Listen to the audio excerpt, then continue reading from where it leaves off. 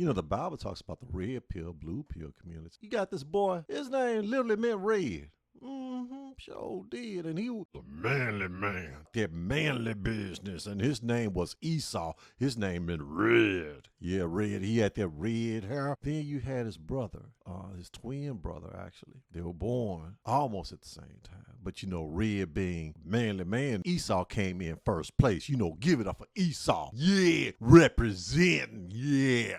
He came in first place, but then second place came Jacob. Jacob was holding on to the heel, though he wanted first place so bad. He wanted first place. He was holding on to the heel of his brother. Jacob's name means supplant. Jacob came in second place. There could only be one alpha male, and that alpha was Esau. Big Red. He was a burly man. He stayed out there hunting and stuff.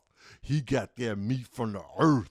He was hunting, he was tracking, and he was slaughtering, and he was bringing home their bacon. Yeah. You know, Jacob stayed at the house under his mama. Here's the thing, though. Jacob knew the value of what Esau had. Jacob knew the value of what Esau had.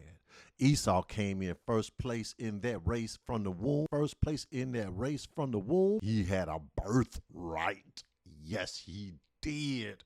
And Jacob being second place, he knew the value. And so one day, Esau came in from the fields, from the big hunt, working in them fields. He was hunting and tracking and doing them manly things. And you know, when you a man, you need to get fed because you're hungry. Jacob was, you know, he was cooking. Esau came in. I so am hungry. And he was smelling all that deliciousness that was wafting in the air.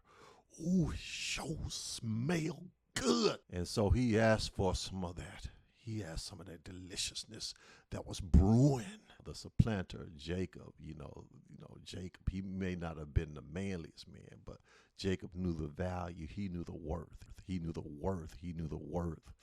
And so Jacob saw an opportunity and he seized upon it. He said, "Oh, I'll give you some of this if you trade with me for your birthright. If you give me your birthright." Jacob, that crafty dude, he's a hustler. Esau could say, "You know, I don't want that. Oh, that's my birthright. No, I ain't going to trade my birthright for that." But Esau was so hungry. He was hungry because he was in them fields just working. So Esau said, "Yeah, I'll give you that. What's my birthright to me anyway?"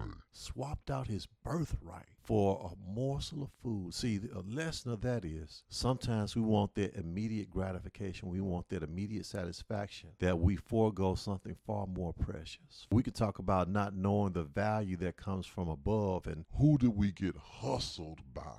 Know your worth. We have an opportunity to a birthright. Our birthright comes from our Heavenly Father. Jacob understood the value. What does the world tell us that we should put value in? Our base desires, our basic needs? Does the world tell us that we should value everything other than those that come from above? Everything other than those that come from our Father? What does the world tell us that we should value? Is it the money, success? Is it the notoriety? Is it the praise? Is it the approval? Is it the intellectual knowledge that man has? Is it that wisdom that comes from below? What is it that the world tells us to put value in place of what God has placed before us, in place of our birthright?